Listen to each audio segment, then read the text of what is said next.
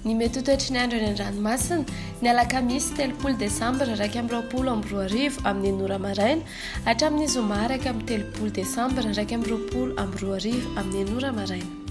Ho an'ny morontsiraka atsinanana kapitambra hatrany akapesta andrahoana amin'ny sitokotoko na omaina ny andro ho avy atsimo amin'ny akapobe ny rivotra ka ho sivy hatramin'ny 9 kilometatra isan'ora ho tony na andiny mpanonja an-dranomasina avy ny onjy ho latsaky ny 2 metatra.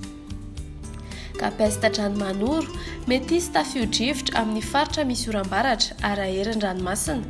norana tandrifin-drahona amin'ny sitokotoko mety araikotry kindraindray ho avy atsimo amin'ny akapobe ny rivotra ka ho sivy hatramin'ny 9 kilometatra isan'ora andiny mpanonjy na anonjabe ny ranomasina avy ny onjy ray hatramin'ny 2.4 metatra.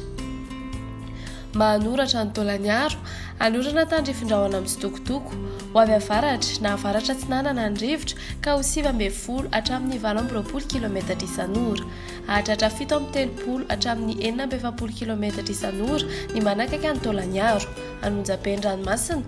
avy ny onjy 2.5 hatramin'ny 2.2 metatra hahatratra 2.5 metatra kosa manakaiky ny taolaniaro. Taolaniaro hatrany Sainte-Marie andrahoana amin'ny sitokotoko ho avy atsimo na atsimo andrefana ny rivotra ka ho sivy hatramin'ny 20 kilometatra isan'ora anonjabe ny ranomasina avy ny onjy 2 hatramin'ny 2.5 metatra. Ho an'ny morontsiraka andrefana Sainte-Marie hatrany Saint-Vincent ibalika ny masoandro ho avy atsimo atsinanana ny rivotra ka ho 9 hatramin'ny 17 kilometatra isan'ora hahatratra 4 kilometatra isan'ora izany indraindray anonjabe ny ranomasina avy ny onjy 2.3 hatramin'ny 2 metatra. Saint-Vincent hatrany Saint-André andrahoana amin'ny sitokotoko izay mety arahina orana tandrifin-drahona malefaka ny manamorona ny morontsiraka melaky ho avy andrefana na atsimo andrefana ny rivotra ka ho sivy hatramin'ny 20 kilometatra isan'ora ho tony na andiny mpanonja ny ranomasina avy ny onjy latsaky ny 2 metatra. Saint-André hatrany Analalava mety hisy tafio-drivotra amin'ny faritra misy oram-baratra ara-herin ranomasina anorana tandrifin-drahona mety araikotroka indraindray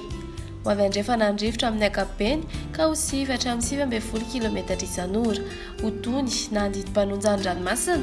avy ny onjy latsaky ny 4.4 metatra. Analalava hatrany kapitambra